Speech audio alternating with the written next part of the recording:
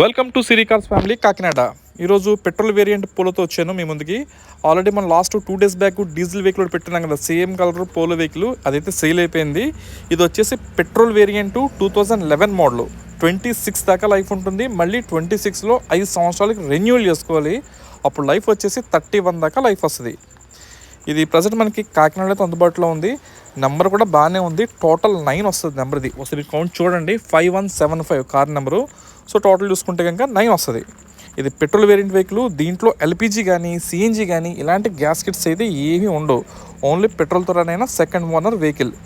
అలాగే వెహికల్ మీద dents, damages, ఇంకెత్ర చెప్పుకోదగ్గ మైనస్ అయితే ఏమీ లేవు. బండి అంతా మంచి నీట్గా ఉంది. ఎక్కడ కూడా చెప్పుకోదగ్గ ప్రాబ్లం కూడా ఏమీ లేదు. ఇక టైర్స్ కూడా 4 టైర్లు సుమారుగా ఒక 80% టైర్స్ ఉన్నాయి.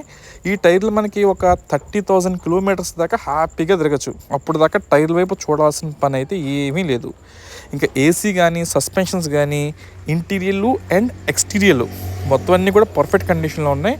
No problems, nothing. And insurance అయితే మాత్రం రీసెంట్గానే క్లోజ్ అయిపోయింది. ప్రజెంట్ ఫోర్స్లో లేదు. ఎంకల్ బాడీ ఫ్రేమ్ అంతా పర్ఫెక్ట్గా ఉంది. టైర్ ల్యాంప్స్ కానీ లేదా ఫ్రంట్ హెడ్లైట్స్ కానీ ఎటువంటి ఇష్యూ లేదు.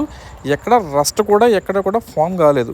జనరల్గా వోక్స్ వ్యాగన్ బ్రాండ్ వెహికల్కి రస్ట్ పట్టడం చాలా తక్కువ. ఎందుకంటే బిల్ట్ క్వాలిటీ అనేది అంత వెల్ క్వాలిఫైడ్ మెటీరియల్ యూస్ చేస్తారు.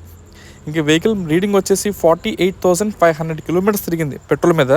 ఇంజిన్ అయితే మాత్రం ఎక్స్ట్రాడినరీ క్వాలిటీలో ఉంది.